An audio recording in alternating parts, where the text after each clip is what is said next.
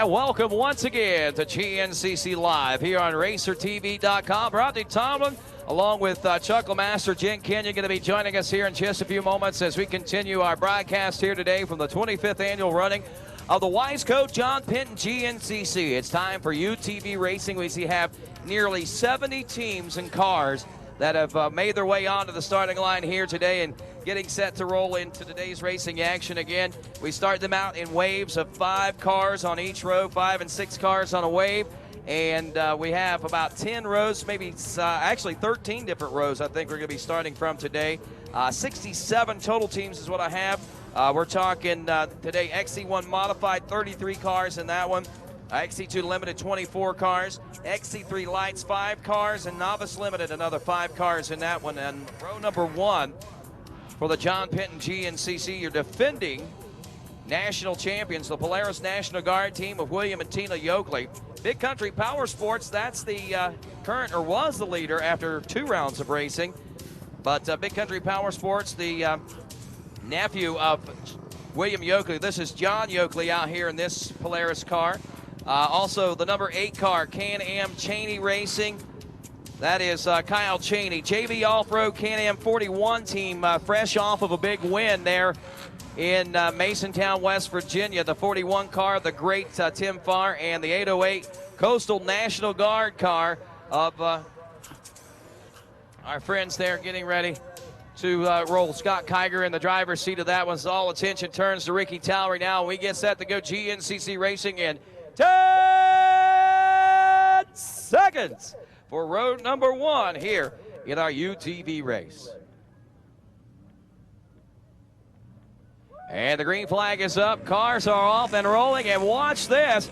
Tim Farr on the JB Racing Can-Am team car has pulled out to the early lead in this one as he takes over the physical lead in the early going. The 8 car back there in the number 2 spot. That's Kyle Cheney coming off of another big podium position finish himself as row 2 getting set to roll next. As we take a look at this one, Night Callers game on. We're talking team trials, also ATV Parts Plus, JB44, Wells Service Group, DS Racing, and game on. As we told you, the team in Essen. Row 3, the next 5 teams include Team Jax Can-Am, also Loud Racing, part of that Rider Scope program, I believe. Yeti Racing, FCR Racing, and Skull Crusher Off-Road. As these teams are off and rolling, Jax Excavating in the number 2 car. Getting off to the strong start there as we go to row 4. Rogers and Lewis, Snap-on Racing, also Hooper Racing, Malco Racing, Design Transport, and KR Performance arrive and ride the 591 car. A big Pat McGuire out there. And Pat McGuire pulls the whole shot in the KR4 car now. Look at this go. A former truck racer. This guy should have a little bit of an advantage once he gets the hang of the side-by-sides. Row 5, we're looking at another 6 teams in this XC1 modified. M&S Racing, 2 cars from that team. Loud Racing, also Crash Addicts is out there with us. And Zakowski Motorsport. Zach Zakowski on the Turnkey UTV takes the early lead. The 990 car out there as we watch them make their way around. Row 6 coming up. Our final row of XC1 modifieds with March Weston Racing, Loud Racing, Fleming, FCR Crash Addicts, Tri-Green Racing, Loud Racing, and Barnhart's Honda Polaris.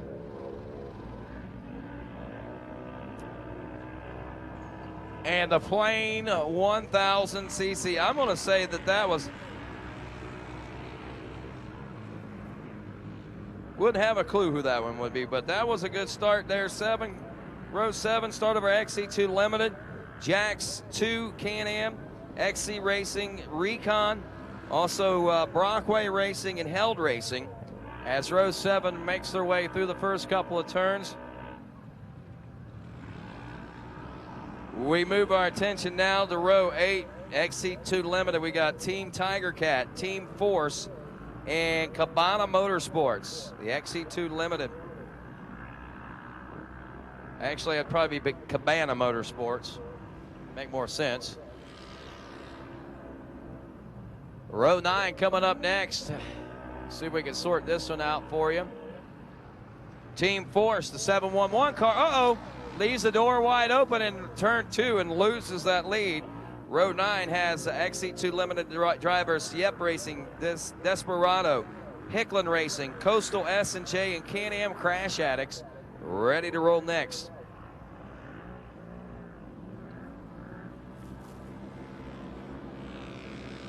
.934 car, Can-Am Crash Addicts into that first turn first. See some white stuff flying there. I don't know if he got too close to the inside or not.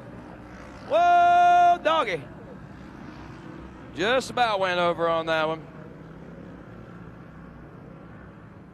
Oh, we got row 10, Travelina Racing, Penton Racing, Extreme Tech ATV, Power Sports Motorsports, and XCR2 off and rolling. Oh, yeah, I thought that IXCR car was going to make it happen there. Let's see what happens around the first turn. That's got to be the quietest Polaris I've ever seen in my life. It almost sounded battery operated out there. Mitchell Motorsports, Team Berkey, UTVscene.com, Miss Power Sports, and Accusonics Racing. Coming on this next row, our final row of XC2 Limited class off and rolling now.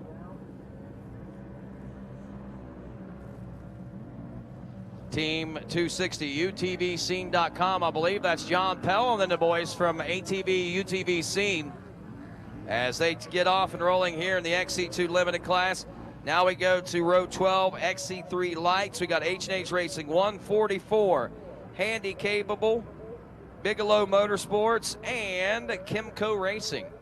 Oh, we got one down in the first turn. Didn't even see that. That's Miss Power Sports, the 731 car. I don't know if that MIS means that there's a lady driving that one, but whomever is driving, they're a real wildcat in that Arctic Cat as they are off and rolling now. That don't look like no chick behind the wheel, I can promise you that. Row 12.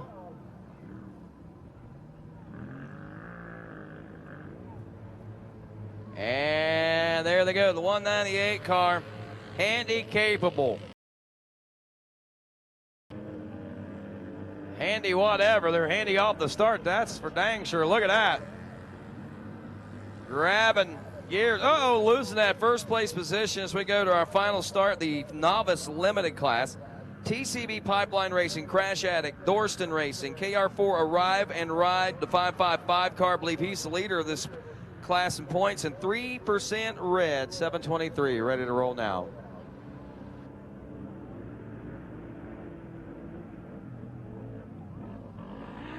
And there's the KR4 Arrive and Ride car right there. Oh, and he just took a shot to the rear end, a hard blow to the 555 car. But that goes to show you how well prepped that car is, as it does not lose. I don't even think it scratched the paint. That's how tough that KR4 Arrive and Ride car is, as it heads off with the rest of them into the wild wonders of Southeast Ohio. We are off and rolling UTV side of things here, and folks, we'll be back with more here on RacerTV.com as our UTV racing continues here from Sunday Creek Raceway in beautiful Millfield, Ohio, here with GNCC Live. Twins have notoriously been very hard on crankshafts because that big long stroke with those two cylinders just flexes the crankshaft around. So we were seeing bearing issues. Research development people at AMSOIL could show us that it was likely an oil problem. And they were correct. That was the issue. Instead of having to redesign the engine, I just had to do a better quality oil.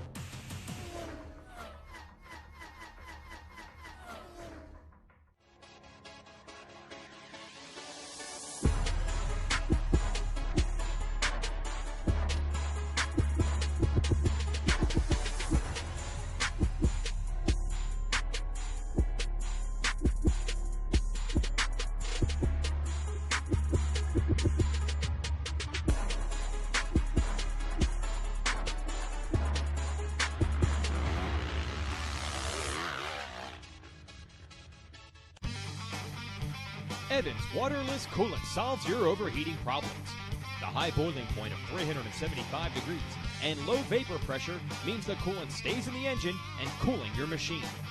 Randy Hawkins of the Am-Pro Yamaha team has been using it for 5 years. Go to evanscooling.com for more, or visit their Facebook page for the latest updates. They're the best off-road.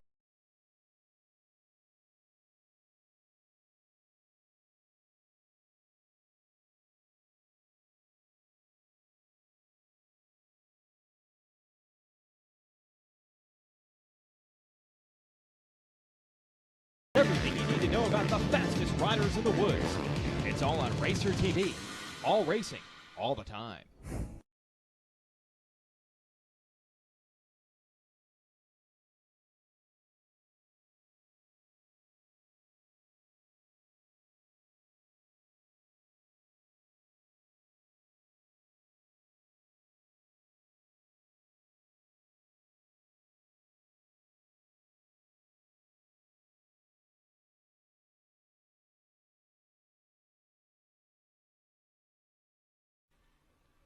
All right, welcome back to GNCC Live here on Racer TV. I'm Jen Kenyon, joined here by Chuck LeMaster. Chuck, how's it going? Man, it is great to be here. It looks like a beautiful day here at John Penton. The sun is shining, the dust is kicking, and the UTVs are racing. Yeah, that's right. We are here, round 8 of the AMSOIL GNCC series.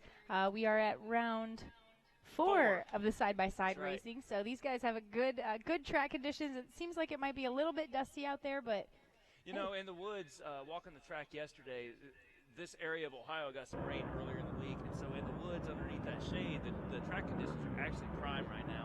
And so talking to a lot of the drivers earlier in the day, they were really looking forward to getting out there on this track. They knew it was going to be a little dusty out here in the open areas with the field sections, but out there in the woods where the racing's going on, I think they're having a good time right now. We are waiting on our leaders to check in. It looks like we've got some dust kicking up out here on the motocross track here at the famous Sunday Creek Raceway in Millfield, Ohio.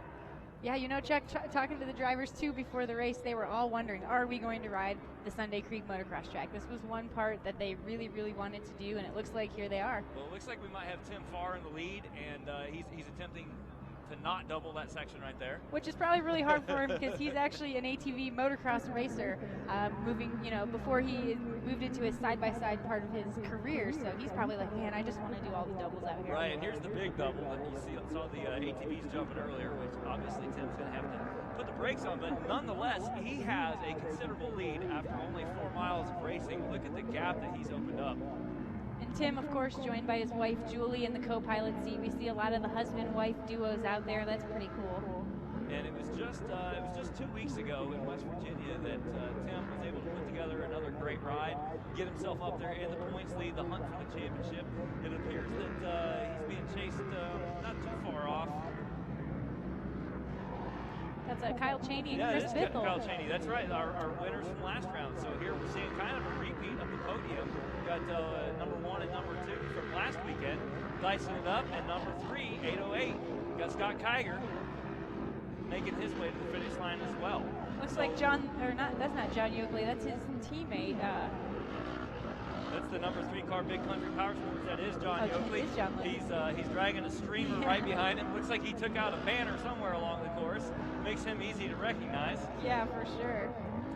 You know, talking with those guys, you know, the last round didn't quite go how they had wanted it to. They started off the season with a bang. They had some issues last round, but he said, I'm ready to go today. And there's William, his uncle, right behind him. I think that that's the consensus of all these guys. Hey, we've shaken out the first half of the season. This is a 6-round series for UTV racing. 3 rounds complete. This begins the second half right now. And so these guys are really looking to put some valuable points on the board. Their throwaway races are behind them. We saw 2 weeks ago, we saw a big shakeup in the points with both the Yoakleys, both John and William, having bad races where John didn't even get to put any points on the board, and William only got 3 laps in. So those guys have managed to stay in the top 5 in the points, but things really got changed after that last race. Oh yeah, we always see that a lot here in GNCC racing. It's a long season. Even for these guys, they only have 6 rounds as opposed to the 13 that the ATVs and the bikes run, but it is a long season for them. A lot of things happen, especially with these cars. It's really difficult to, I would imagine, keep these things rolling for an hour at a time, 6 times a year. That's got to be quite the feat there. Well, it's amazing the amount of money that goes into these cars. The cars that we're seeing on the front several rows in the XC1 class are actually they're costing about $50,000 to build. If you were to pay retail for everything that's out there, those are $50,000 cars, and they go out there and they bump them and they bang them and they break things. And at the end of every race, there's usually thousands of dollars of work to do. Now, Kyle Cheney, our winner from last round, I talked to him earlier, and he said, no, I just pressure washed it, made some adjustments to the shocks, and I'm ready to go. I guess when you're running out front, then it doesn't matter, right? That's right, that's right. And when you're making smart decisions and good line choices, you can keep your car together, and that's step one of taking an overall win, and definitely step one of getting a championship at the end of the year, which is what all these guys have in the front of their minds at this race here in Northfield, Ohio. Absolutely, and speaking of Ohio, it looks like we've got a Marietta, Ohio local guy. Larry Hendershot's moved into the 3rd overall position, so I'm not sure what row Larry, in his He managed to start from the 2nd row. Okay. In the first 2 rounds this year, he had disastrous results, and I think at the last race he was starting from the 3rd or the 4th row and managed to work his way up into 3rd place. And so starting from the 2nd row today, he's already moved himself into the 3rd place position overall, and he's not far off the pace of Tim Farr and Kyle Cheney, so we could see him continue to push the pace forward from this point. We'll just have to wait and see as this race unfolds. You know, early on, we've got 3 Ohio teams in the top 3 positions, so you know, keep that in mind. that's actually pretty unique, because that was the 3 that are leading this race at this moment right now are the 3 that led the race a week ago, and there's a Can-Am sweep of the podium. I did not realize that was also an Ohio sweep. Yeah, you know, Chuck, the more you do this, you got to just dissect these results. You'll find the numbers, the team names, the city and states, whatever you can see to kind of dissect and analyze these results, we'll do it. Well, I know that this has always been a big draw for everybody in Ohio. I mean, this area of Ohio, southern Ohio, we're not really too far off from other states that have a big GNCC draw. So this round in particular seems to draw a pretty big fan base, particularly from Ohio. Yeah, we have so many GNCC racers from Ohio. It's crazy. It's almost like this one, well, all the Ohio rounds, those are everybody's home race, because the majority of our racers here in GNCC are from this state. So, yeah, like you said, that's really cool. I know it gets people pumped up when they can be in front of their home state crowd a little bit, and that's cool. That's right, and we already earlier today on RacerTV were able to see another Ohio boy bring home a win, Walker Fowler, leading almost from wire to wire, and in front of his home crowd. A lot of fans out there cheering him on. We saw a lot of T-shirts for him, so the Ohio boys are well loved in this corner of Ohio. Yeah, that's for sure. So let's just do a quick rundown here of our top 10 teams, and today we actually have driver names, so that's pretty cool. We've got Tim Farr out front right now. We have Kyle Cheney in the 2nd place position, Larry Hendershot, like we said, in 3rd. Then we have Scott Kiger, Matt Rowell. Did I say that right? I think so. John Yoakley, William Yoakley in the 7th place position, Mouse Pratt in his new Can-Am ride this year, 8th place. Travis Pointer in 9th, and Justin Fleming is rounding out the top 10. So we've got it's a good mixture between the Can-Ams and the Polaris's inside the top 10. It seems like those guys, everybody's just really competitive this year. And it looks like everybody that should be in the top 10 is in the top 10 right now. I don't see anybody outside of the top 10 that's kind of straggling. So this is shaping up. This is already off to a great start. These guys are running strong, and it looks like the pace is going. They've got a strong pace now. Obviously, on the first lap, you don't get the complete lap because you have to come from the start and you work your way into the track at some point. But right now, the leaders are putting down about an 11-minute lap time. Tim Farr did an 11:01 on the first lap. The 2nd place position did 11:19. So an 18-second lead there to start out the race. But as this race unfolds, we'll see what the true lap times become, because 11 minutes is extremely quick. And yet, with UTV races, only a 4.5-minute course, or 4.5-mile course, the lap times, we know they're going to be a little bit shorter than what we're accustomed to with other forms of GNCC racing. Yeah, so we'll just have to wait and see what these guys can clock in for lap 2, but for now we're going to hear from some of our great sponsors.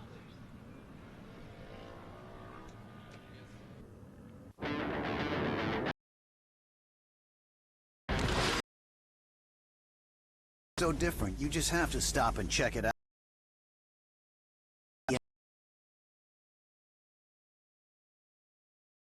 Dirt bike,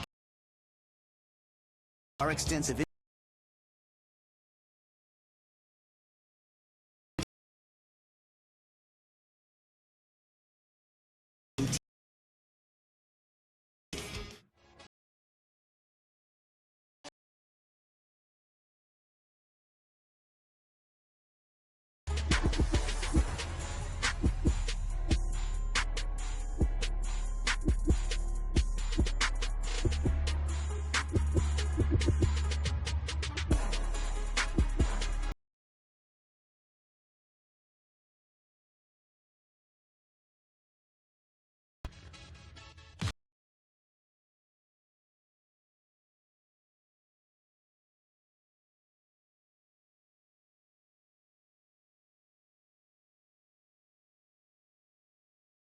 Axis and AMA National live race coverage every week and weekend wrap-up. You need to know about the fastest riders in the woods. It's all on Racer TV. All racing, all the time.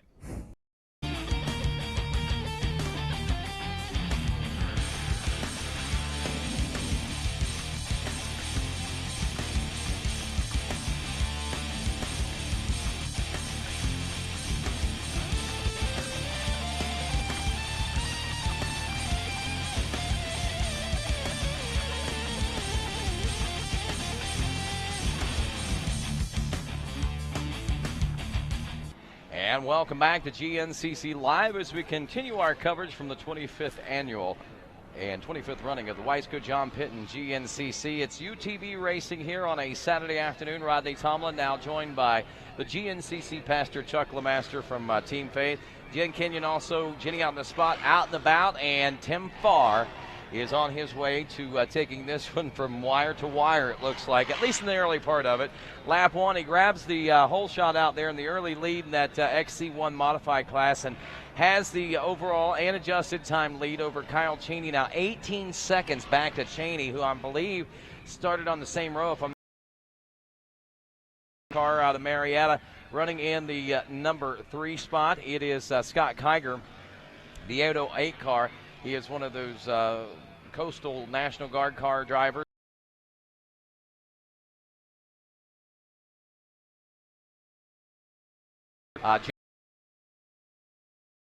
Number 3 car, the nephew of William Yoakley, running in the number 6 spot. And there is William Yoakley and his co-pilot, Miss Tina, of course, his wife, in the number 7 position at the end of the first lap. Both the Yoakley teams out of Tompkinsville, Kentucky. Mouse Pratt out of Jefferson, PA, in the number 2 car.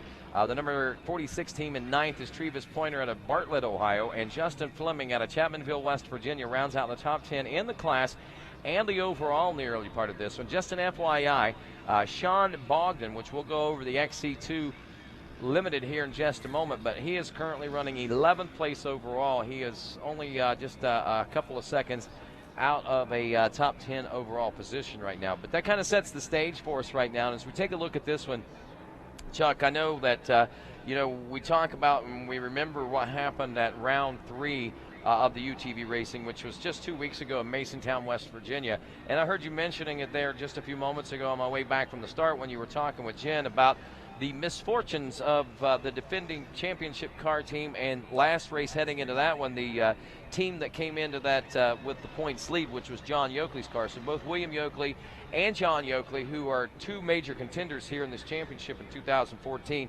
experiencing problems out there in round 3. And as we start out today, we are traditionally right there around the top 5 as they normally start out. You rarely see those guys leading on the first couple of laps because I think you and I talked about it a little last night.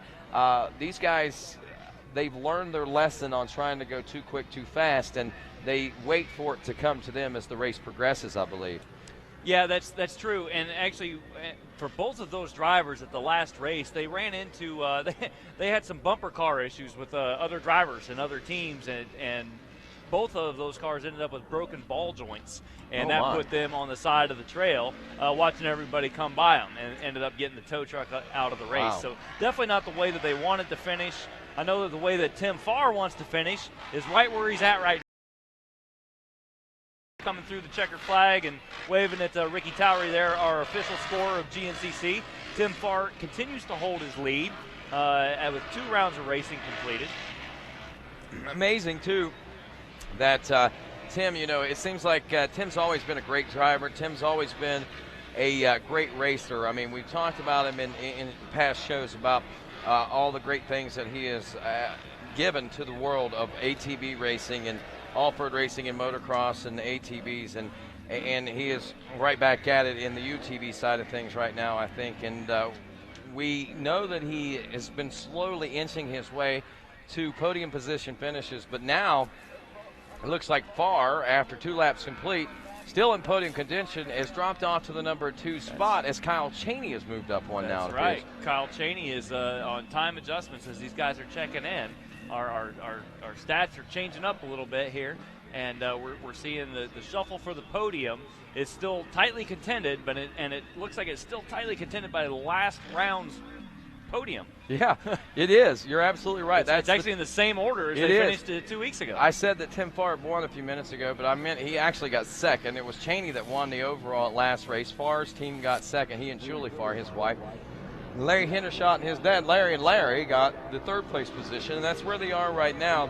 Now, that's not the way they started out their race in the early part. Remember, there was a lot of changes as we kind of anticipate to see possibly happen, but I know Cheney and Farr and Hendershot, all three, once those three get up front, it's going to take, some major problems, mechanical issues, track problems where other teams take them out in order to dethrone them. These guys, it seems like each one, Cheney is a phenomenal driver. There's no ifs, ands, or buts about it. Actually, most every guy out here in these cars are, but there are a few that are elite drivers. Cheney is one of those. Tim Farr is one of those. Larry Hendershot is one of those.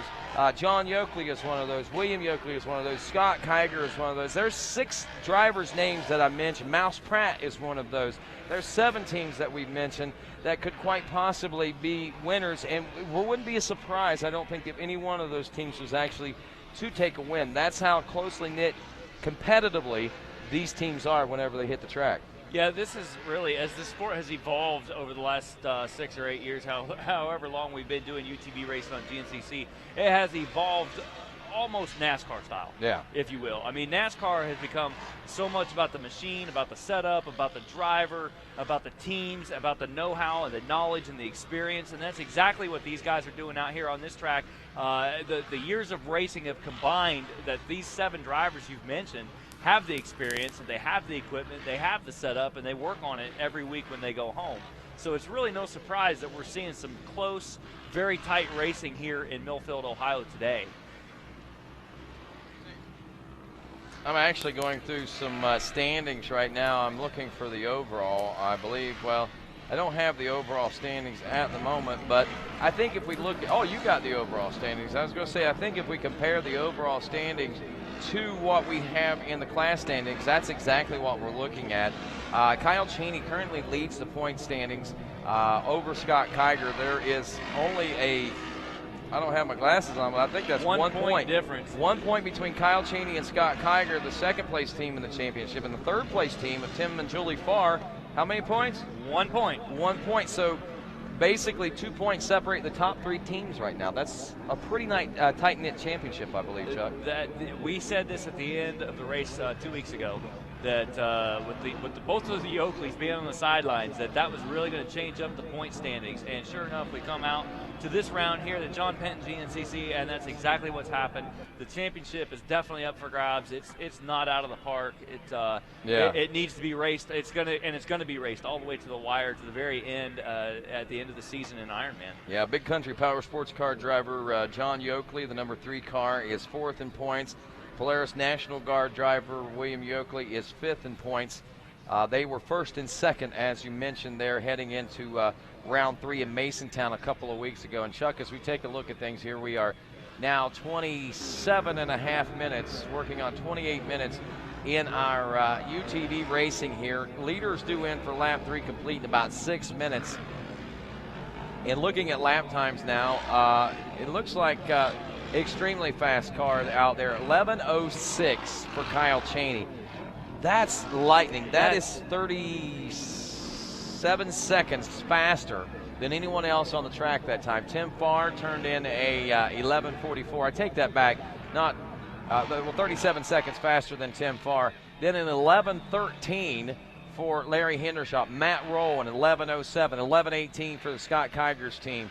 We're looking 11:13 for John Yoakley, William Yoakley, and 11:11. So something happened to Tim Farr out there. That's exactly what those lap times are telling us, is that Tim Farr got into trouble somewhere, and he either had to put that car in reverse and back out of a situation because he was too tight to get through some trees, or something happened out there. There is the 41 car right there as we speak. He is currently your second place team. And we can see a lot of dust kicking up out there on the trail right now. these UTVs kicking up maybe a little more than the ATVs did earlier, just simply because I think the track has had that much more time to dry out, Chuckmaster. Yeah, that's for sure.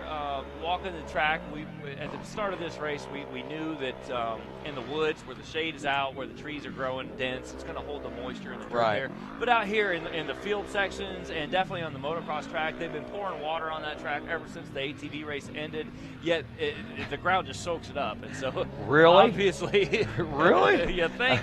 Well, I can see there is a turn leading up to the last couple of turns that does look like a little bit of water, but that just goes to show you how intense the sun is out here. Raining down on us today. Virtually not a cloud in the sky. I do see a couple little wispies out there, but I mean, this has been a clear day all day long. Sun has just been bearing down on us. We had some major rain showers that came through on Tuesday night and Wednesday, and I know that Ken Hill had talked about, I seen him post online on Facebook. He said, well, it looks like we're not going to have to worry about dust at the John Penton this weekend. And I kind of chuckled to myself, and I thought, you know, Ken, as many times as you've been to John Penton, don't ever count anything out. Don't you know? Now, Rodney, you're kind of you're a native to this area, isn't that? Are you? Yeah. Is this part of your stomping grounds? This is part of my stomping grounds. I literally live, as the crow flies, probably 40 miles from where we're at over in Jackson County.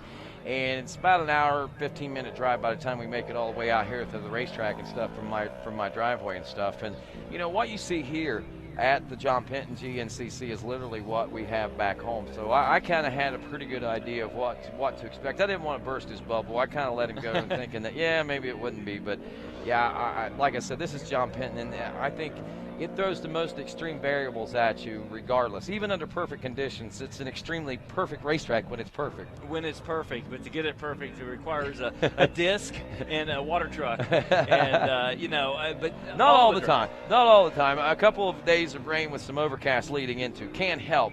But, I mean, this is about as close to – this is a good, perfect racetrack. This is a great day, and I think all the riders would agree that they would prefer John Penton dust over John Penton mud. Oh, I can guarantee you. The mud here, the clay base for the dirt, it just sticks to the machine and makes it so heavy, so hard to handle that, and it'll stop you dead. Johnny Gallagher, I wrote about this. Johnny, we talk about it a lot, and I'm sure we'll talk about it tomorrow during the motorcycle race. But Johnny had actually weighed his quad and his gear after a John Penton mud race, and it had gained some 420 plus pounds of extra weight, mud weight.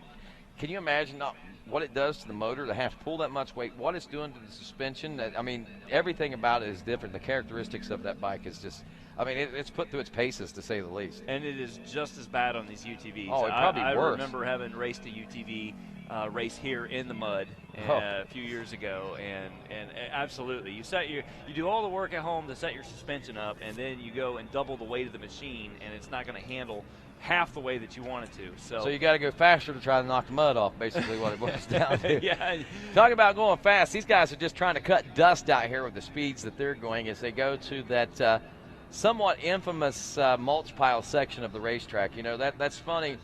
I can remember the first year that we ran that, it was like, the question is why? The second year, why did we run that? You know, and each year it offered up something different, some sort of obstacle. It played in the racing. I seen passes go in there, crashes go in there that changed the outcome of the race. And who would think that a pile of wood chips sitting over there for the last 10 years would be such an obstacle. Such an obstacle and a great place to watch. And look at how he was hauling as he came through there. You saw the dust kicking up, and then he hit the mulch pit, just had to come to a near dead stop because it's so rough. It's like those are supercross whoops in there. Like Fred Andrews said during the ATV race, he says that looks like Florida sand whoops is what that looks like down there. Woo! I'm glad we don't have to contend with that today. Can you imagine how hot it is in Florida, man? I bet it is warm out there, and it's warm here as the racing action continues to heat up. We are looking at our leaders coming in about any time. We should be seeing Kyle Cheney, Tim Farr, Larry Hendershot running within 30 seconds of one another after that second lap complete. And do we still want to take a break, or we want to hold for a minute here, Jeremy? I know we're Okay, here I'm seeing coming down the hill, just out of camera view right now. It looks like our leaders are making their way onto the motocross track. That is Cheney right there in the 8 car. We watch making his way to the finish line region right now. So there is your leader. He actually checks in and about 10 seconds late, according to calculations. Lap time at 11:18, so that's about where he was last time. Looking for the second place car. Is that the 41 you're pointing at? Yeah, I see the 41. He's making his way through. But no, it looks like the 808 car is ahead of Tim Farr. Wow. So. That is the 808. Scott Kiger was fifth place position. Fifth place position at the end of lap number 2. And as we check in at the end of lap number 3, we got to ask ourselves, will time adjustment change this? He'll check in third place physically on the racetrack. So Scott Kiger is actually on adjusted time now, second place overall. Tim Farr drops to third overall. William Yoakley checked closely by William Yoakley. Yeah, look at that, 2.6 seconds. You were right, that was close. So now Yoakley up to fourth. Larry Hendershot just checked in. Now it changes everything once more. Changes it all up. Hendershot not so far up in the points, I don't think. So he didn't start, he started back a little further. So on time adjustments, it kind of looks funny on the track, but time adjustments puts him right back where he wants to be. So after that, we've got Cheney, Hendershot, and we do have a new third place team. That is Scott Kiger now in the Coastal Polaris car. We have Tim Farr in fourth, and William Yoakley now rounds out your top 5. And again, followed closely by his nephew, John Yoakley. All 6, 7 of these guys are really pretty close. We've got quite the battle shaping up here. I believe so. And you look at this shot here in the woods. Look at the dust hanging and looming in the wood sections there. That is a beautiful shot, to say the least. I mean, a very artistic and beautiful, majestic shot of the southeastern Ohio terrain. But that dust looming in the air kind of tells the story, I think. Kind of makes you think of Braveheart. Does, doesn't it? And, of course, as we look at the beauty of southeastern Ohio, we also wonder who's going to take the win. Well, we'll find out when we return here on GNCC Live.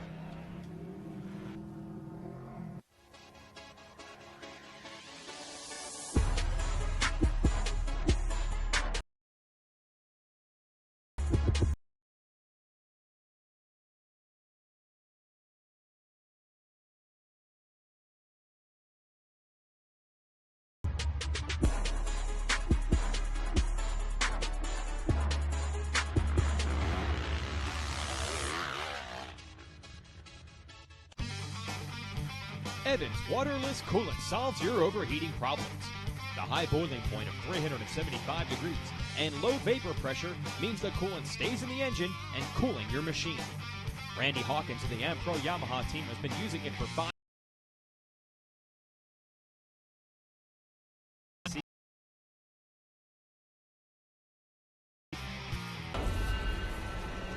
Let's go racing! Here we go, heading into turn number 1. Side by side they go. Can't he shut the door on him? Here he goes. He's got the momentum. Oh my goodness. Watch all the action of the Lucas Oil Pro Motocross Championship on NBC, NBC Sports Network, and MAV TV. Buy your tickets for the High Point National on June 14th at promotocross.com.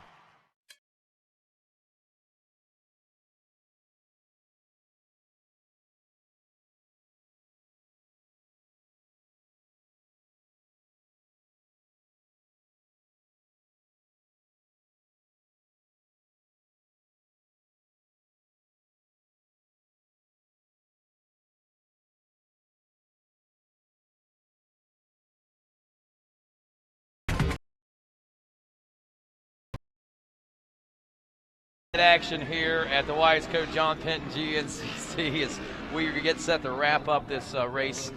We are 38 minutes into a near 1 hour racing extravaganza with our UTVs. Leaders due in at about 6.5 minutes. They're turning lap times in the neighborhood of 11 and a half minutes. Kyle Cheney, your leader after 3. He turned in 11:18. Larry Hendershot 11:22 puts him in second overall. Mouse Pratt, though, making up some of the most ground out there as he turned in 11:11 up to third. How about Trevis Pointer?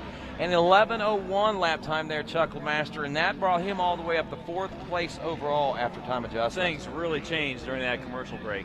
that as these guys that started on different rows from row 1, as with any GNCC racing, there's always a time adjustment, and especially with UTV racing where they can't fit one class on one row, they have to break it up into several rows. So these guys are checking in, and that's what's causing the time adjustments to change the standings as these guys are coming through the finish line. Big changes because Tim Farr drops all the way back to 6th place. Scott Kiger, who was 2nd place at one point, all the way back to 5th place.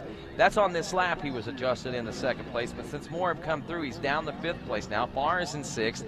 William Yoakley was up to 4th place at one point. He's down to 7th spot.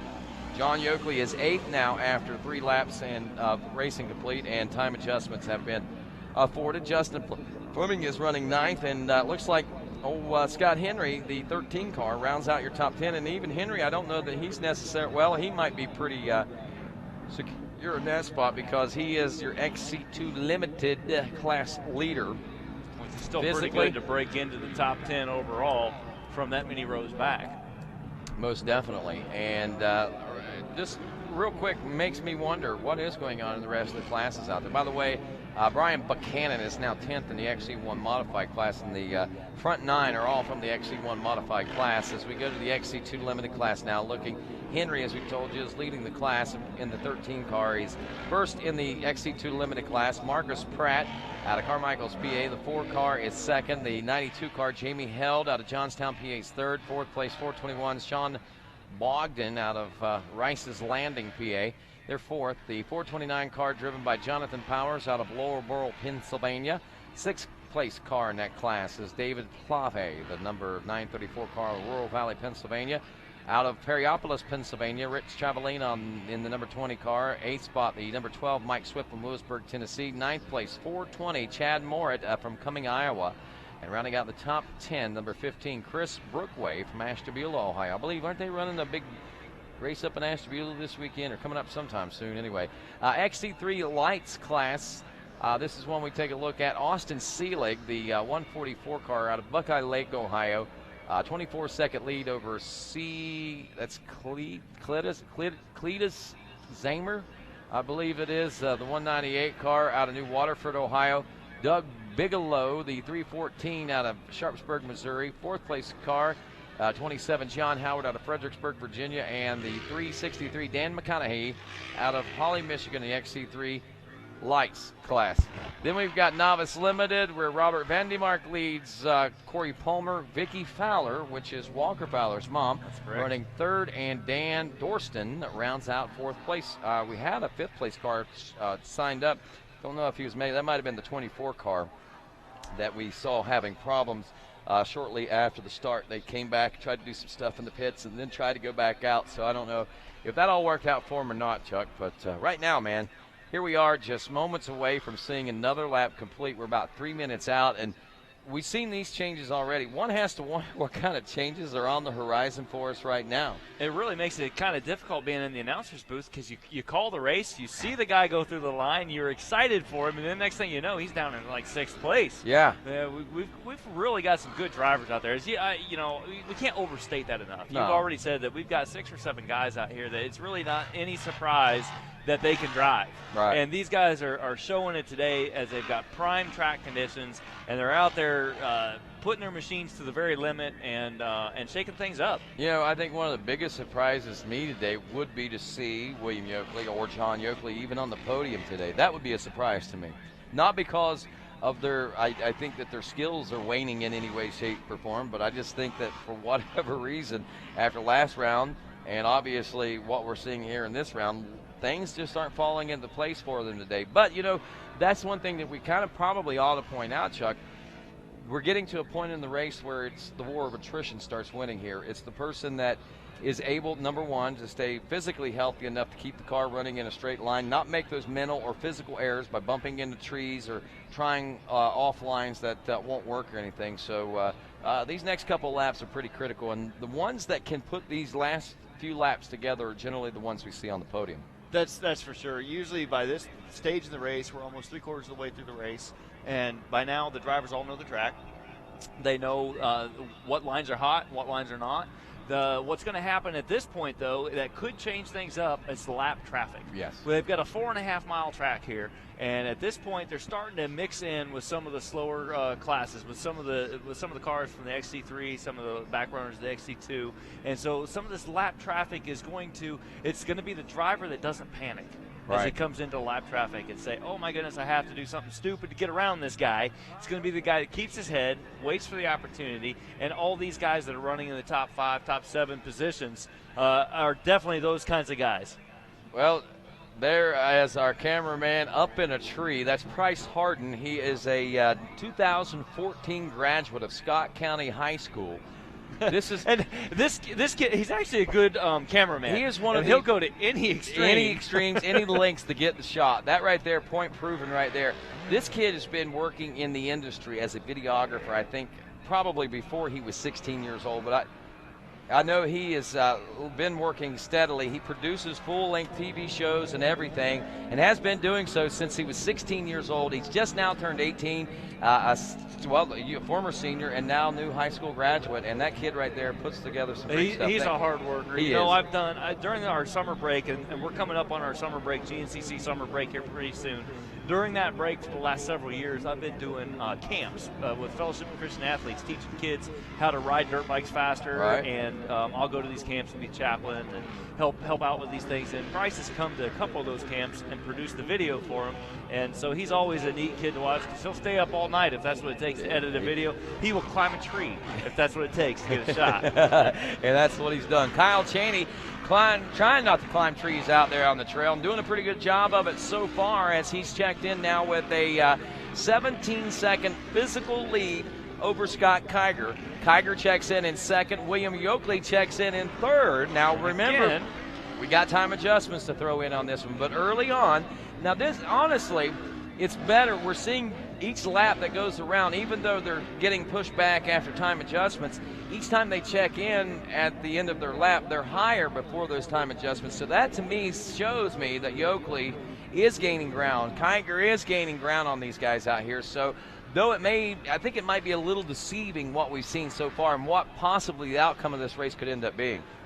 You're bringing up a really good point, because these guys started on the front row. They've got clear air. They're not into that lap traffic yet that I was talking about. The track seems to be pretty clear, and they're able to make time, whereas some of these guys that have made up time on the last lap, it's going to be interesting to see if they can continue to do that on this lap, as they've got more cars in between them. They don't have what we call clear air. Clear air, like you say, the lap traffic, it's all starting to take its toll on this race. We are 46.5 minutes into this one. Leaders do end about 9 minutes in this one, and again, Cheney, now Mouse Pratt checks in. He is second overall out of Jefferson, PA. He's another driver that we've seen progressively getting better, even after time adjustments. But the next lap, he's posted himself a little higher score, and you never know. Again, here we are. Hendershot's checked in. The 44 car is now fourth place in the overall. William Yoakley has dropped to fifth. John Yoakley checks in. John's lost a little bit of time. He's now about 12 seconds behind William, where he was only 3. So John's still running a solid race, back in 6th now. Tim Farr, get this, checked in with his 4th lap complete. Man, he must be having some sort of flat tire, broken A-arm, something out there, because we just see him continually fading back and not being able to maintain that podium position ride that we saw in the early part of the race. Well, for example, Kyle Cheney checks in with an 11:16 lap time on this one, and Tim Farr this time around 11:51.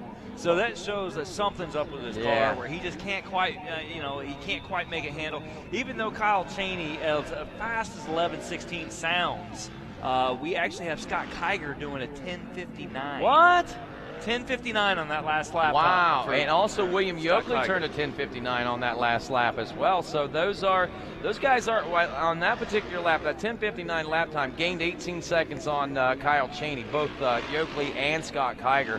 That's exactly what you said a minute ago, that with this clear air, we're seeing these guys, it looks like they're stretching out their gap. Even though on adjusted time they might be losing it, they might be actually gaining it back by the end of this race. And with lap times like that, you might get your surprise. Yep.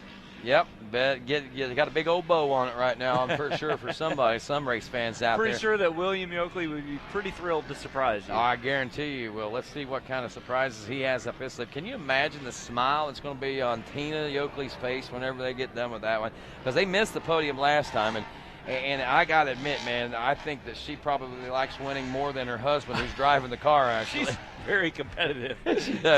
She is. She's a sweetheart of a woman. She's a great lady, but she does know what a win means, yes. and she knows how to go after it. And she makes her man push for it, that's for sure. Gotta win, I need a new car. I love these husband-wife teams, the elements that they put in. Tim Farr riding with his wife, Julie Farr, out there. Let's see. There's a couple other ones out there too. Speaking of interesting passengers, Kyle Cheney's passenger today. It's Chris Bithell. I was going to say, is that not Chris Bithell? That is Chris Bithell, who was in podium contention just a couple hours ago, and had a mechanical with his Suzuki ATV. Melted the motor. Didn't get to finish the race. He was very bummed, but he didn't have time to lament it. He had to go get in his fire suit, go strap himself in with Kyle Cheney and say, all right, let's go get a podium. That's what they did in Masontown a couple of weeks ago, and, even after having the lackluster day at the finish that he didn't want, he said, I didn't get a podium there today, but we come out here and we get a podium in the side-by-side, so it wasn't as rewarding points-wise, financially, or anything like that, but it was a redemption, I guess, of some sort for him. Once racing's in the blood, it's always there. So, I don't care if we're racing big wheels. I want to win. Oh, yeah, for sure. Speaking of racing, are we going to have any time trials down the big slip and slide tonight? Yeah, for the folks back at home watching this live on RacerTV, they might not be aware, but we have a 120-foot slip and slide set up. It's the water truck water slide here at John Penton. It's become an annual tradition, and we've got like 3 gallons of soap, and we've got a full water truck. So, yeah, we're ready to have some fun as soon as this race is over. That 120-foot water slide turns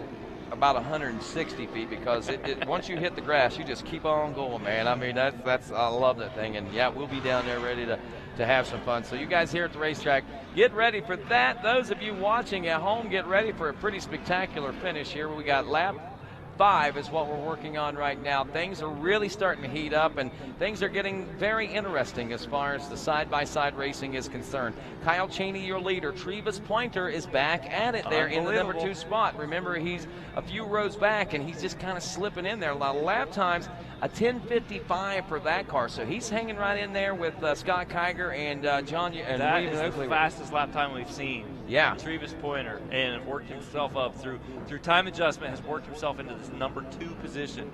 And talking about the big surprise possible, William Oakley, as fast as he's going, he is still on time adjustments back in the 6th place position. That's crazy. It seems like every bit of ground that he makes up, it seems like it slips away. Just though, for those of you wondering, just ahead of him, lap times 11:10 for Larry Hendershot.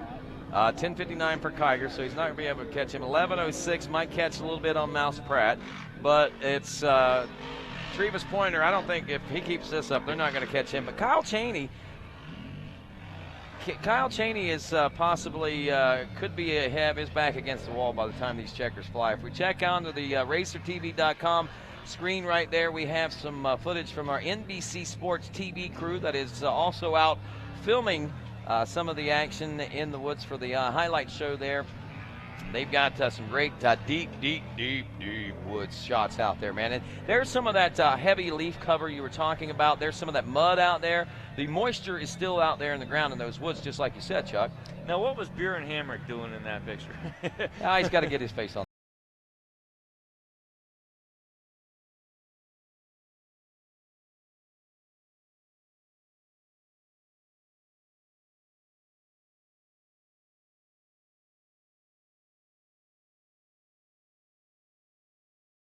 Of Robert, I know he's in the novice class. One of those arrive and ride programs. They actually raffled one of those arrive and ride rides off today, I believe. And if I'm not mistaken, I could be wrong. I thought they were anyway. That was definitely the plan. You're right. They were selling an opportunity.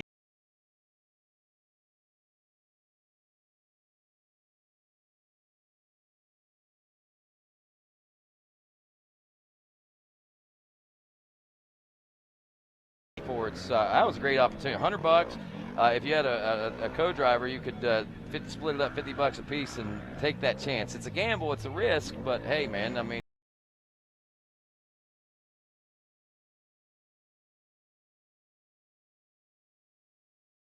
It is now. Just like winningest became a word once Chris Borge became the winningest GNCC racer. Isn't that the truth? Screens here just a moment ago were the tail end of the novice class coming through. Now the cars that are just absolutely flying through those C1.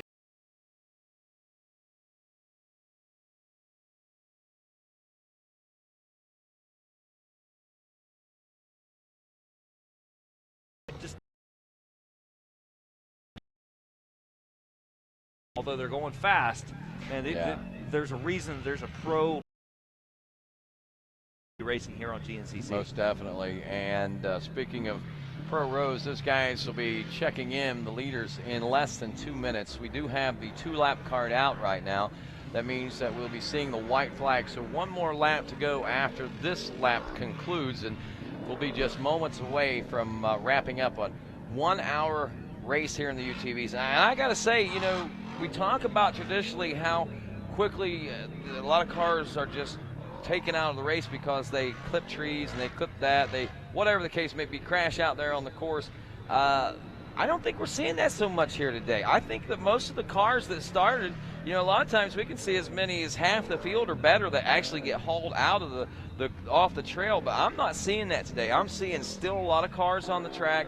I see a lot of cars at all times, it seems like, and that don't always happen in this UTV racing, and as sad as it is to say, some of these guys don't get to make their way around for the entire hour, but it's not their fault. It's just good, hard pushing, hard driving, fun driving, and pushing it to the limits. And something about today's track that lends itself to be a little bit differently, maybe a little more wide open. I don't know what the case may be, but here comes the 8 car. Here comes the number 8 car, and he is trailing a streamer of goggle film behind him. And we saw him just a second ago going through that rhythm section there, and I can just imagine Chris Bithell, who was doubling those during the ATV race. I think trying to push. That's Chris Bithell's. I think that is his roll-off. Yeah, that's his roll-off right there, streaming behind that car. He is the co-pilot in that car, so to speak. So. Chris Bithell, you know, gets credited for helping pick out some of the race lines out there. Kyle actually says it's kind of a benefit to have him in the car because Chris races the ATV race. Now, even though they don't ride the same track, they do ride certain portions of the same track to get to other areas, and some of those areas area of the racetrack. I mean. These cars, there tends to be a lot of engine noise, wind noise. And those in-car communication systems don't always work, it doesn't. Hit or miss. Yeah. I mean, in conditions like this, it's pretty difficult.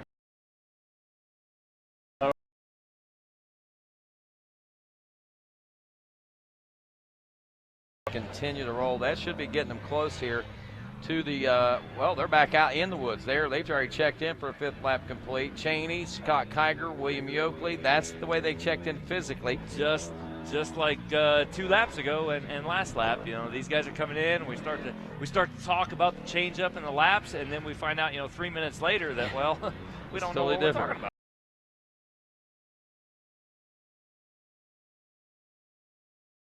Checks in now 13 seconds behind William and John Yoakley, but he is 3rd place overall. William Yoakley drops to 4th. John Yoakley rounds out your top 5. We have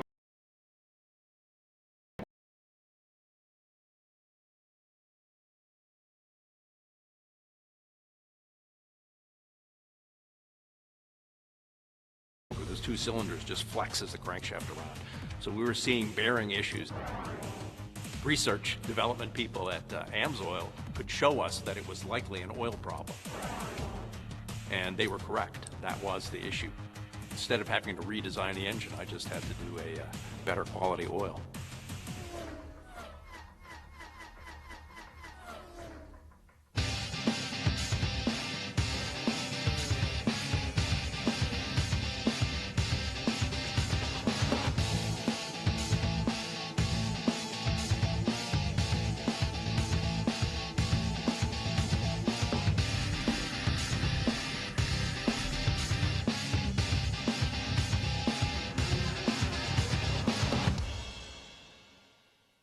Find your flow with Maxxis tires.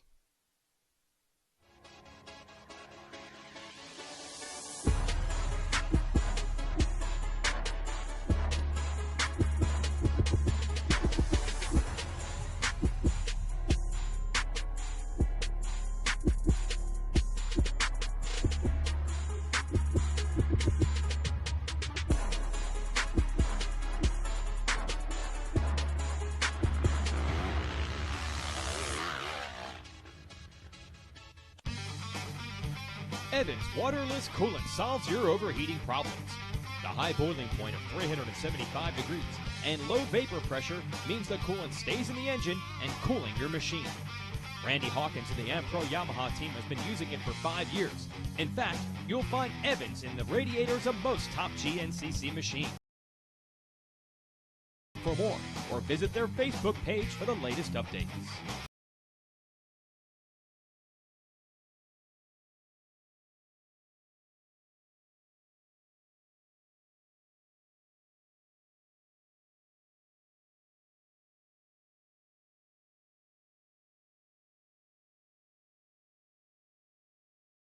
Fortunately,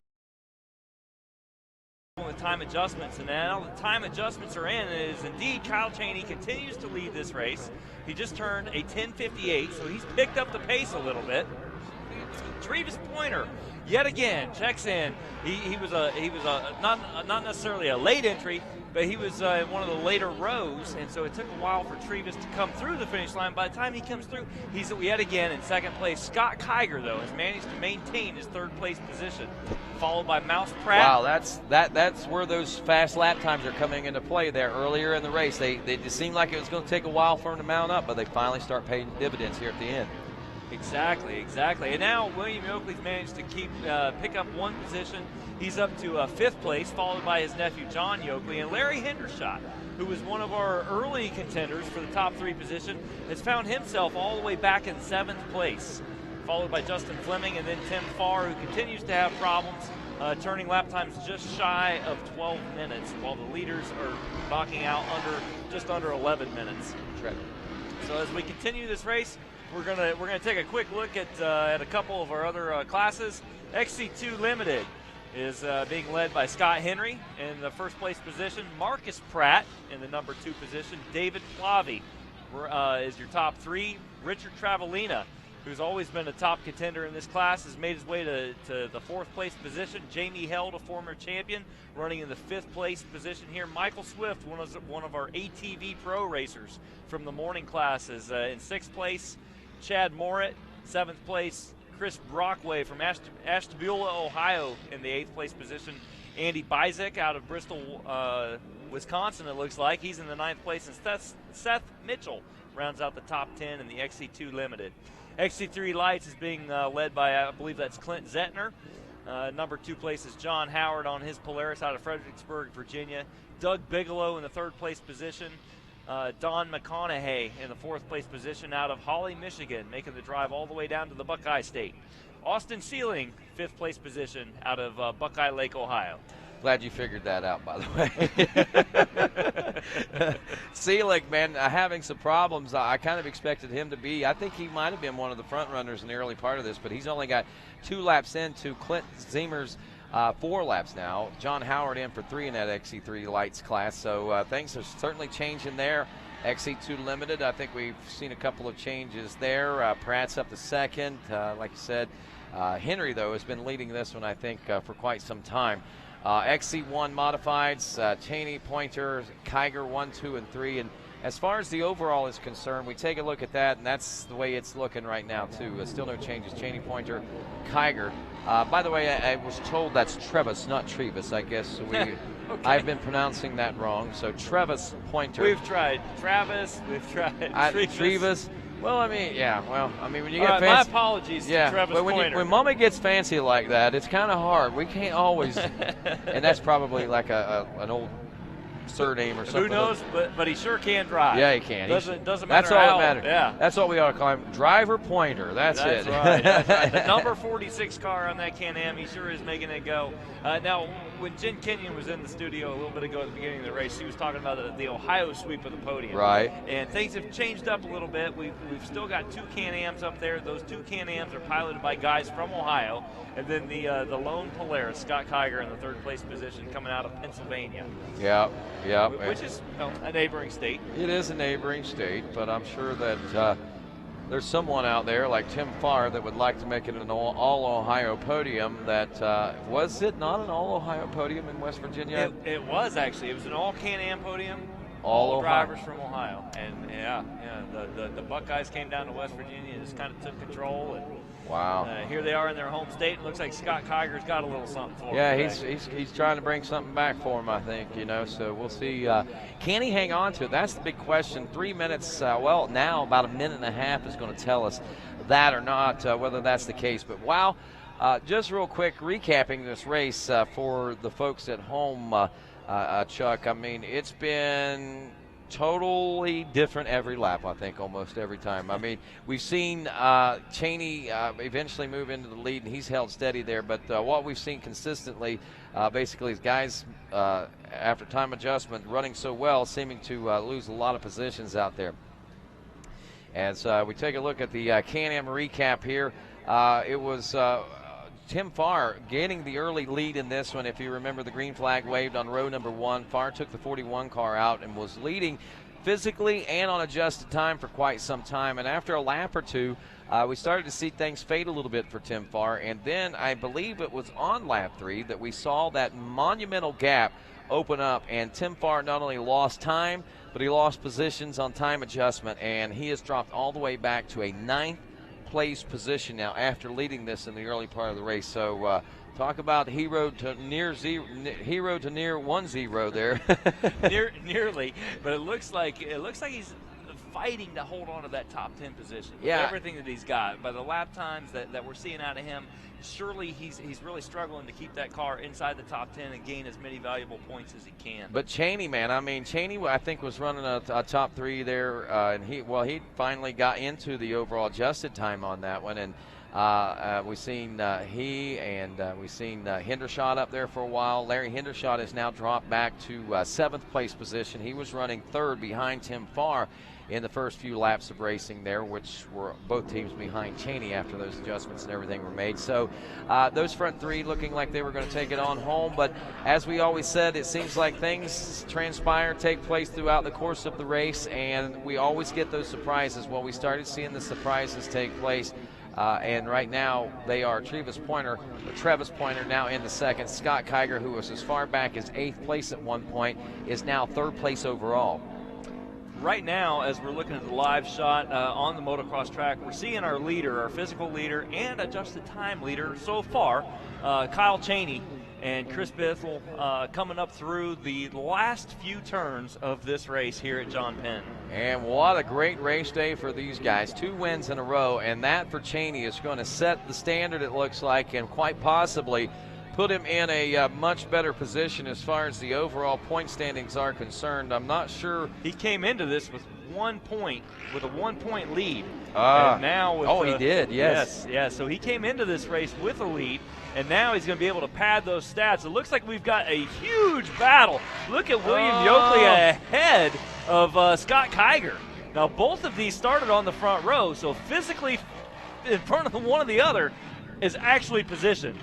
Wow, so William Yoakley gets 2nd, Scott Kiger gets 3rd. That's now. That's the physical. That's the physical. Time adjustments may tell a little different story. Here comes John Yoakley in. Mouse Pratt and the boys will be coming in. Mouse will be looking for to see how things fare for him. I think he is going to be the one that could play major spoiler here today. John Yoakley is checked in the number 4 spot. We also got Travis Pointer, who could be playing a spoiler here as well. So we got to wait on Pratt and Pointer to find out whether or not this overall top 3 is going to stand the way they finished right here. That's the exciting part, I think, of this UTV racing, because it's not over when it seems to be over. No, it's not over until it's over. There's the 41 car of Tim Farr checking in. There is the 2 car of Mouse Pratt making his way in now. So we'll get that breakdown in that lowdown, man. Nearly going over in the next to the last turn. Mouse Pratt getting way up on those two wheels there. As we do the updates, it is Mouse Pratt in 4th place overall after time adjustments. Oh, wow. So that last lap by William Yoakley and Scott Kiger as they're dueling to come into the finish 11 line. minutes flat for William Yoakley, 11:09 for Kyle Chaney, 11:11 for Scott Kiger. Mouse Pratt turned in 11:15. John Yoakley turned an even faster lap time than Williams was 11 flat. 11:09 was John Yoakley's time there. We still, I believe, have one more rider we want to wait for here. Or does he already? Oh, he checked in. He checked. Travis checked in. And he takes second. So second place. Congratulations, Travis Pointer. There you go. The unsung hero who's gotten his name mispronounced all weekend long, and yet he's out there just hammering the lap times. So Travis, wow. Just kind of snuck up out of nowhere, man. 10:53 on that last lap. So smoking. That's the kind of lap times that get you where you want to. All race long, he's been setting the fastest lap after lap. It seems like he's the one that's always had the fastest lap time, and has continued to lay it down. And huge congratulations to him for working his way up into the number 2 position. So our overall top 3, as we watch some of the after effects, we got Kyle Chaney taking the number 1 position, Travis Pointer taking 2nd in the 46 car, and the defending national champion team. Surprising, our announcer extraordinaire putting himself on the podium. yes, he does surprise me. Not kind of in a way, today this was one of those days where it seemed like he was so far back there.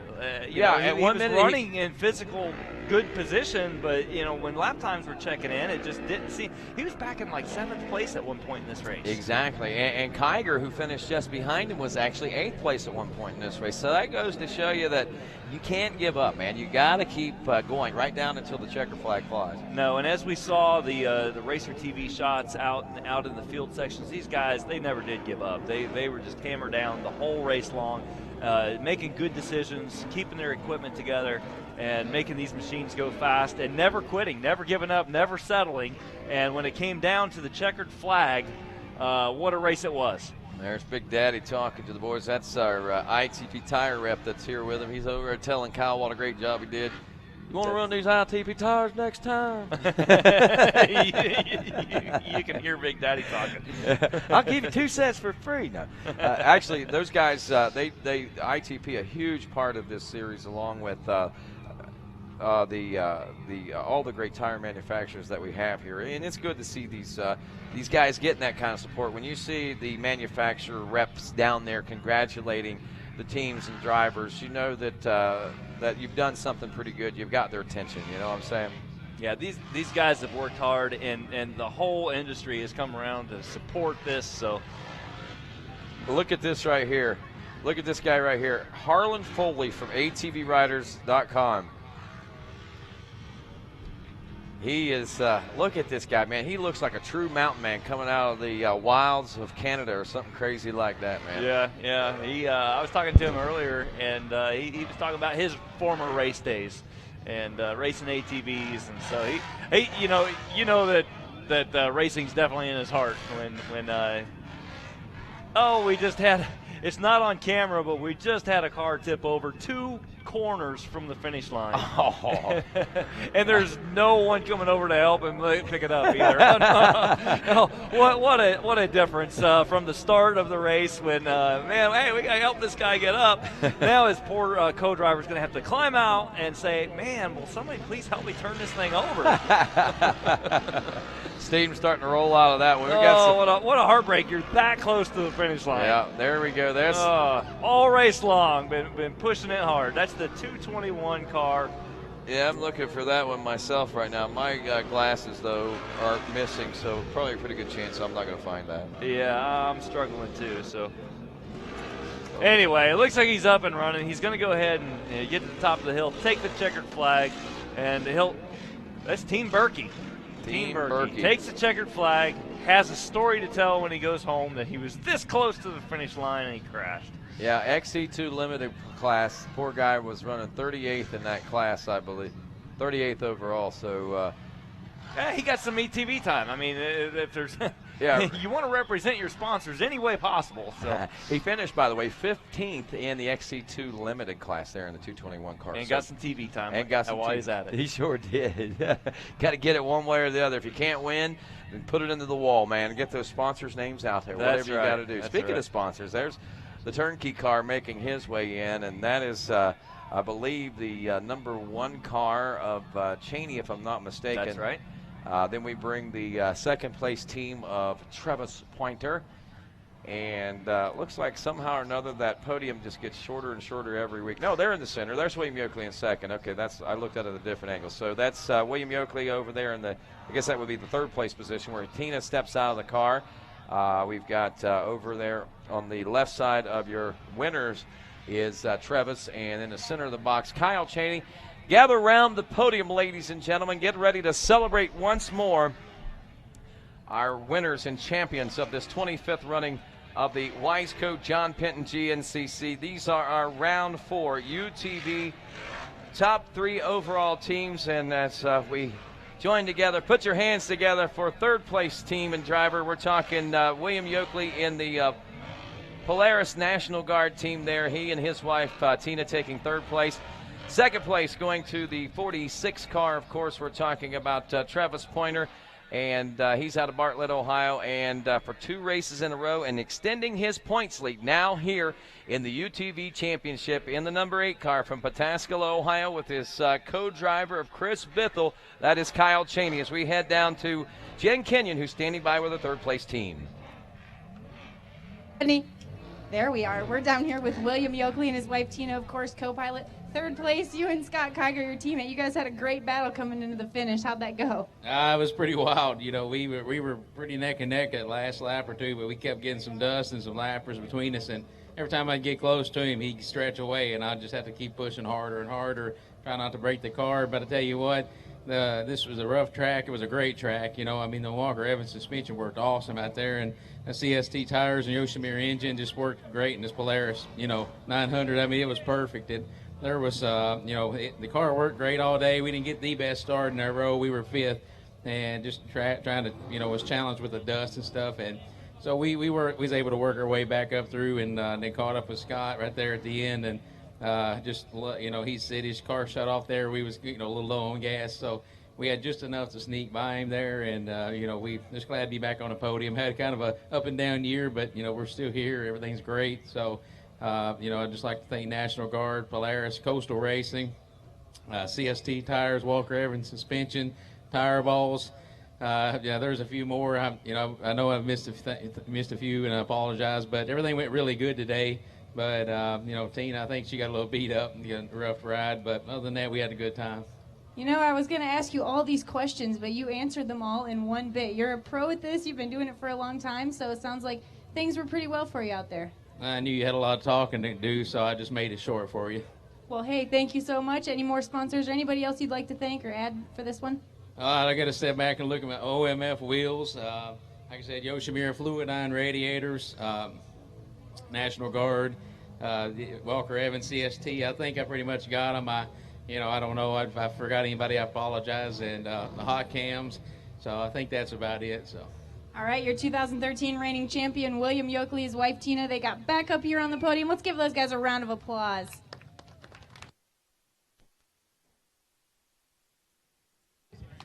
All right, and here we have our second place overall, Travis Pointer and his co-pilot Hans over here at the end. That's right, give those guys a round of applause. It's really hard to follow things. The time adjustments always sneak it up on us, so you popped into their second overall. Tell us about the day out there. This is the farthest I've actually ever had to start back driving UTVs. We came from row 5, but today I was able to do something I've never been able to do today, and that's drive a car side by side the way that I want to from start to finish. And thanks to Can-Am building such a great UTV, the Can-Am Maverick, we throw about $400 worth of durability parts on it, and I can drive it as hard as I want from start to finish like you can a bike or a quad. These things have really come a long way since I got in the sport, and along with all of our sponsors, we've just put together a really great, simple car. Yeah, you know, it's funny you say that. I know you're always working really hard. You guys are always changing things, trying to improve and putting it together, and it sounds like everything finally fell into place here at the John Penton, huh? Yeah, that's exactly what happened. Blake McDaniel actually is a engineer coming out of OU, and he's been helping me on the car as well as Al right here. That's why I got him up here, because without these two, it wouldn't be possible. And also his dad right there, Mike, they put in a lot of work in this car, and that's why we can drive it the way we do, thanks to them and Can-Am. You know, that's pretty awesome. It's not we all just think of whoever's behind the wheel or whoever's riding or driving the vehicle, machine, anything, but you never think about all the people you have behind you that make it work for you. Exactly. I have the easy part. I get in the seat and drive. I get to have fun. These guys put in all the work. You know, they do everything that puts us here on Saturday, and they do everything that put us here today. And also I'd like to thank Kyle, because him and I have been doing this together since I started, and basically our driving, you know, we get to practice together, so my speed has really came from him, so I want to thank him also. Man, that's pretty awesome. I'm going to have to get a couple words from Hans over here. What was it like to be the co-pilot for that one? I don't know. It was a lot of fun. I don't know. Just me and him do really good together. It seems like whenever he rides with me, it seems like we drive with a clear head the whole way through. I think I helped him out a lot, being able to, you know, just keep on the eye on the ball the whole entire time. And I don't know. Blake works on it. Al, Mike, they work on it so much. I just hop in the passenger seat 2 races ago, so besides keeping his head clear, nothing really to thank for me. All right, well, it sounds like we have a pretty humble team. Nobody wants to say, hey, I'm the man, I did this, but you guys all did it together. Congratulations. Let's put our hands together. Well, first, do you have any more sponsors you'd like to thank? I'm sure you do. Oh yeah, we have a lot of help this year. Everybody, you know, they've stood behind me from day one. We always set fast laps, so we can't get to the finish line, and this year we got it together. So I got to thank everyone. Crash Addict, which is our company, CrashAddictInjuries.com. You can get everything we put up for the Maverick on there. Parks Superstore, which is where our Mavericks come from. Can-Am. FCR Suspension, Bob Lukatic right here at FCR Suspension has the car dialed. OMF Performance builds these wheels. They're the only wheels I can't break, I promise. These are the only ones I can't break. GBC Tires, these are the best tires we've ran. They hook up so good. Pat McGuire Tire Balls, obviously no one's going to finish a race without those. Let's see, Bell Helmets, Oakley Goggles, Adrenaline Power Sports, they supplied the Sparko suits for us. Hold on, I gotta look at my door. Oh, Alba Racing, they build all the performance stuff. The exhaust is what's on right now. STM clutches come from Cold Blooded Performance, Christopher Fajer. And Privateer Works, they do the wraps for our buggies. Thank you. All right, Travis and Hans, Team Crash Addicts, putting it up on the podium here today. And here we have the man of the hour and the co-man of the hour, we should say, Kyle Cheney and Chris Bithell, the Cheney Racing Can-Am. Let's put our hands together for these guys. 2 in a row, Kyle. How does it feel? It's unreal, really. I don't even believe it, but it was awesome. 2 in a row, and Travis, he must have been hauling that. I can't believe he's up here with me. We've always talked about being on the podium together, and we didn't. You know, I didn't know if it would really happen, but. Well, you sound a little bit surprised about that. Yeah, he's always been super fast, and you know, he just has bad luck, but today it all worked out for both of us and Yoakley, and you know, we had a good day. Track was awesome. Can-Am worked flawless. You know, I got off to a bad start. No, I got a good start, but I was following Tim Farr. He was flying. I was trying to stay with him, and I made some mistakes, and you know, my co-pilot Bithell kind of calmed me down. He's like, you know, you just ride your own race. So after that, I just kind of calmed down and did my own thing, and here we are in the center of the box. You mean to say this guy right here was the voice of reason out there? You don't believe it? I'm just kidding. We'll hear a couple words from you in just 1 second.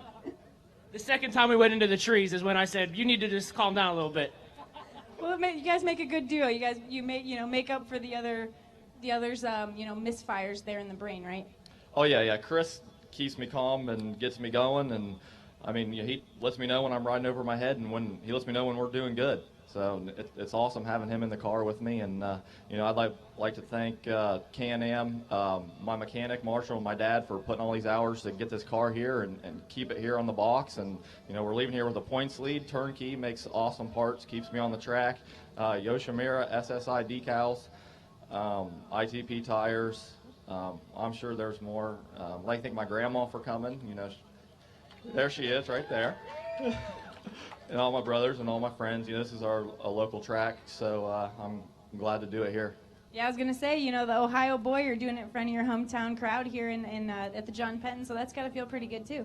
Yeah, it was awesome. I can't feel, but you know, I don't feel you know, I really don't know what to say, but it was awesome. All right, we're going to hear just a couple words from Mr. Co-Pilot over here. How was it for you out there? Yeah, it was awesome. I didn't mean to cut in there, but yeah, it was like the first lap. He was just Tim was kind of pulling, and you could tell, I could tell that he was kind of trying to catch up, but we really didn't need to. You know, we can. It's an hour-long race, not not one lap. So we went in the trees. We had 2 scares, I think it was, and the second time I'm like, just ride your own race, man. We got a lot of time. So you know, I don't know. I hope I helped out a lot today again. You know, I just try to do my best over in the passenger seat. You know, yelling and getting people out of the way or helping with lines that I might see, and you know he doesn't. But no, I mean he's got this car dialed in. He knows how to drive it, man. He is just he's the driver. I mean he takes care of this thing, and I mean we just had everything going good. The Fox shocks and stuff were dialed in, man. We just rode it.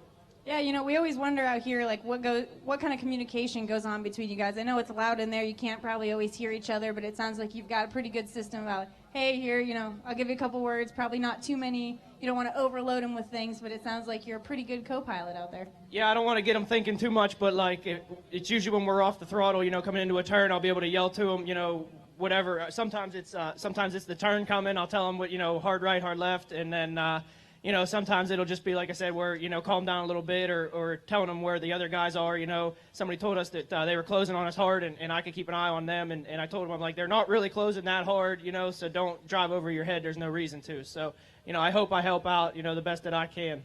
Well, it sounds like you're doing a pretty good job. 2 in a row for the Cheney Racing duo over here. Let's put our hands together one more time for these guys. All right, and I know you've got a bottle of champagne just over here. Oh, yeah, let's get all our top 3 teams here for a photo op.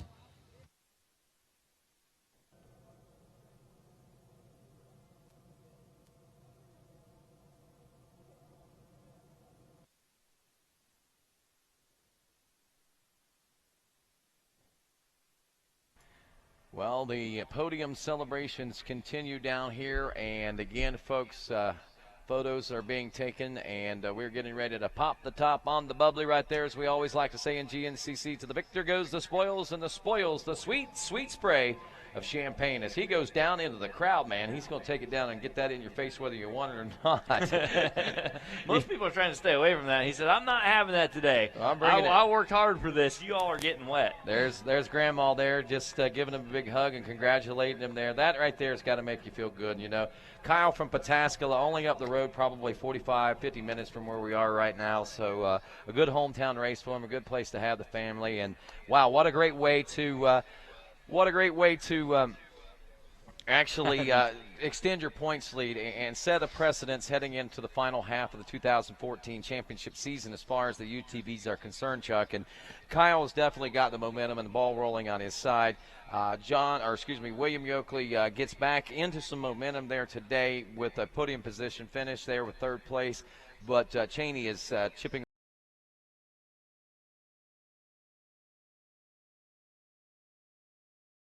and are going to be rather interesting to watch when it comes to these UTV races. This is the 4th round of a 6-round series. We're getting ready to go into the summer break, and then our first 2 rounds back don't necessarily include UTV racing, so it's a long break for these guys to think about it. These guys go home, work on their setup, work on their experience, and come back at I think we come back at St. Clairsville, Ohio, another Ohio race. Exactly. And how about this? Kyle Cheney's got a long time to brag about that points lead, that's for sure. That's right, he sure does. And, of course, that's going to pretty much wrap things up as far as our GNCC racing here today. I want to remind you, folks, that don't forget tomorrow at 1 o'clock Eastern Time, we'll be back live on RacerTV.com as the 2 wheels will take to the racetrack here at the Weisco John Penton GNCC. And we hope that you folks will be more than happy to tune back in with us. Also, it's after 5 o'clock now. I think we had the NBC Sports broadcast of racing earlier. And also we've got some coming up next Sunday as far as NBC Sports is concerned at 5 o'clock next Sunday. It's all on RacerTV.com. All you got to do is dial it up on the World Wide Web right there, and you'll be able to find all the intel and information that you're going to want to know about GNCC racing. And with that, I think that pretty much kicks it into tail, man. I think that's it for today. Thanks for tuning in. And thank you for being a huge part of it. And thank you, GNCC Racing Nation, and all those that have come along the World Wide Web at RacerTV.com. For Chuck LeMaster, Jen Kenyon, and all of us here at RacerTV.com, I'm Rodney Tomlin. Have a great day, everybody. Nice cheesy wave at the end there.